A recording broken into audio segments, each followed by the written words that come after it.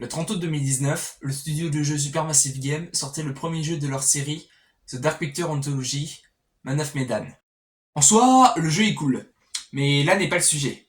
Quand on plonge dans le jeu, on assiste à la scène d'introduction, puis après, le conservateur d'histoire nous parle.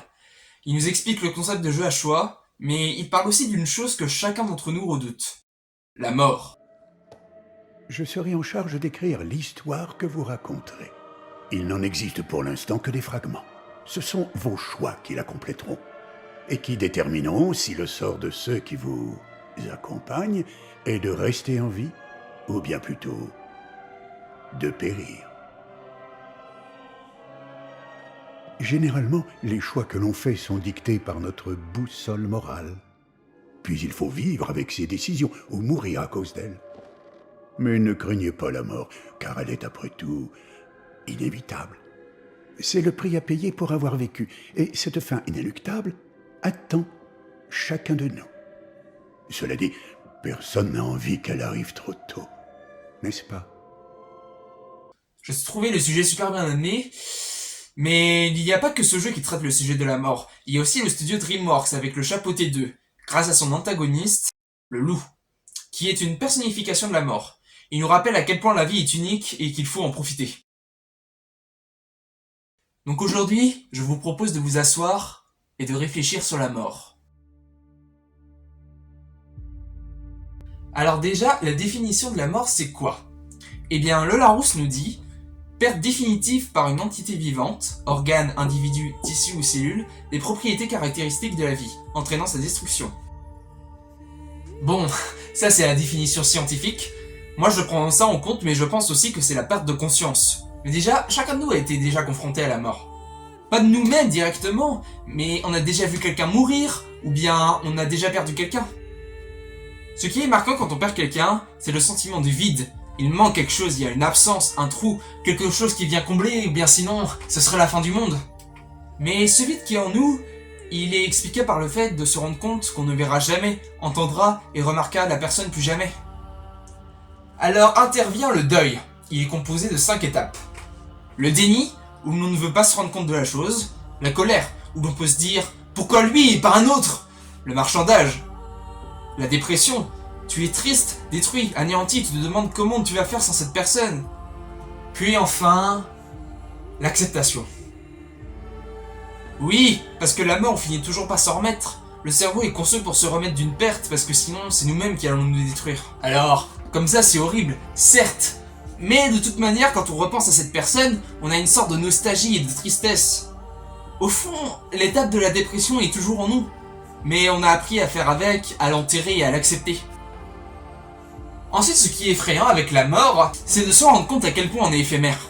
Alors, vous allez me dire, oui, c'est logique, mais je pense qu'on ne se rend pas compte à quel point on peut être oubliable. Pour s'en rendre compte, il suffit d'aller juste dans un cimetière. Pour que cela marche un peu plus, allez vers les pierres tombales, celles qui datent des années 1800.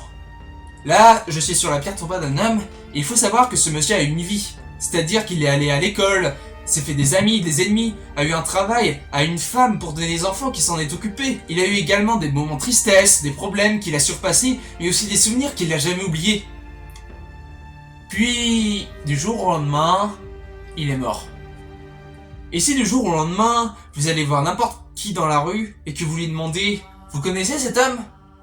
Il vous répondra simplement qu'il n'en a jamais entendu parler. Oui, on est éphémère. Et la mort peut arriver du jour au lendemain. Parce que la mort est partout. Tu es dans la voiture, tu peux avoir un accident.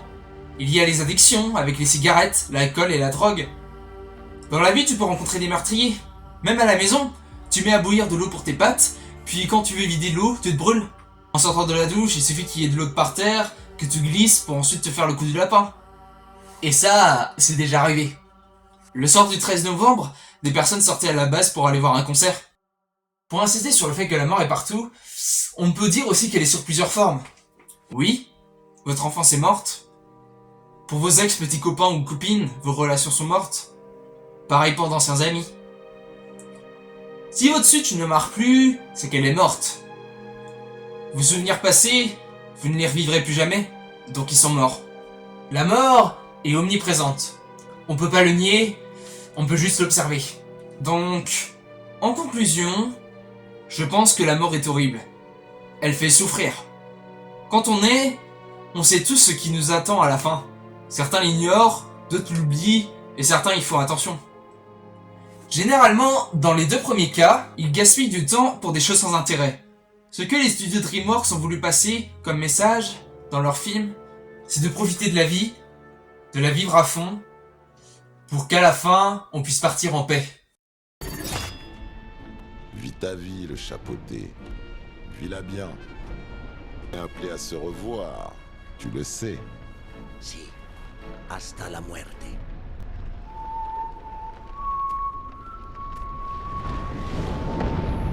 Mais tout le monde, que ce soit religion, athée et scientifique, se sont déjà questionnés s'il y avait un après.